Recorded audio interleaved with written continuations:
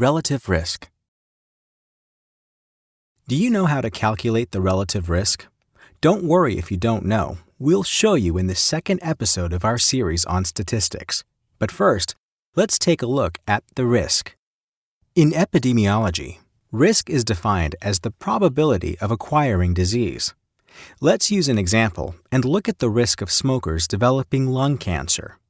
In a fictional study, 100 smokers were recruited. Of these 100 participants, 20 were diagnosed with lung cancer.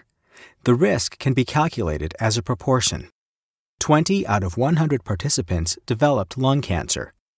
This corresponds to 20%, or 0.2. In other words, based on our fictional study, the risk of smokers developing lung cancer is 20%. Now, on to the next step. In addition to the 100 smokers in the study, 100 non-smokers were also recruited. Of these 100 non-smokers, 2 participants developed lung cancer. 2 out of 100 is 2%, or 0.02. Therefore, the risk of non-smokers developing lung cancer is 2%. Up to now, we've independently considered the risk of both groups. However, in practice, these groups are usually compared to one another. In such cases, the question that may arise is, what's the difference in the risk of developing lung cancer between smokers and non-smokers? This can be calculated by comparing the risk of both groups with one another. The correct term is relative risk or risk ratio. In our example, the relative risk is calculated by dividing 20% by 2%, which is 10. So the risk of developing lung cancer is 10 times more likely in smokers than in non-smokers. In general, the relative risk is calculated by dividing the risk of 2 different groups. The risk of the group with a particular characteristic is usually presented as the numerator of a fraction. This group is called the exposed group.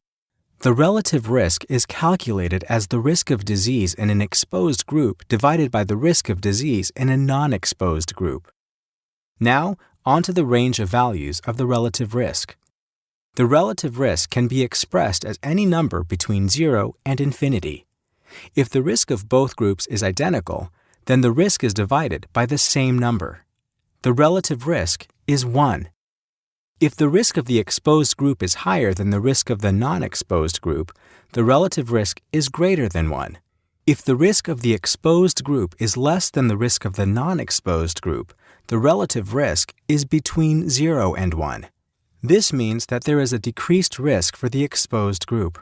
Let's take a look at a network meta-analysis from a Cochrane collaboration study in 2017. A study was performed on 2,345 mountain climbers investigating whether the administration of the carbonic anhydrase inhibitor acetazolamide affects the risk of developing acute altitude sickness. The risk of both groups was compared. The risk of mountain climbers developing altitude sickness under acetazolamide therapy was 11.3%, whereas the risk of mountain climbers without therapy was 24.1%. The relative risk in the study was, therefore, 11.3% divided by 24.1%, or 0.47. So, acetazolamide therapy reduces the risk of developing altitude sickness by almost half. Are you wondering how acetazolamide reduces the risk? Let's quickly explore one possible explanation. Hypoxia at high altitudes leads to hyperventilation and eventually respiratory alkalosis. In contrast, acetazolamide inhibits carbonic anhydrase and leads to an increase in bicarbonate excretion via the kidneys and subsequently metabolic acidosis. Metabolic acidosis compensates for respiratory alkalosis and supports the body's adaptive response to the high altitude. In summary, the relative risk involves comparing the risks of an outcome between 2 groups. It's calculated by dividing the percentage values of both groups. Now, on to the quiz. Why not test your knowledge in the quiz that we've prepared for you? A cohort study from 2007 investigated the association between the use of beta-lactam antibiotics and the development of beta-lactam-resistant Haemophilus influenza in children with respiratory tract infections. 63 children were administered a beta-lactam antibiotic against the infection, whereas 39 didn't receive antibiotic therapy. 2 weeks after antibiotic therapy, the children were analyzed to determine whether the Haemophilus influenza strain was resistant to beta-lactam antibiotics. In the group of children that received antibiotics, beta-lactam-resistant Haemophilus influenza was detected in 42 children. In contrast, beta-lactam-resistant Haemophilus influenza was detected in only 14 children without antibiotic therapy. So now it's your turn. Calculate the risk of a beta-lactam-resistant Haemophilus influenza strain in children under beta-lactam antibiotic therapy. Calculate the risk of a beta-lactam-resistant Haemophilus influenza strain in children without antibiotic therapy.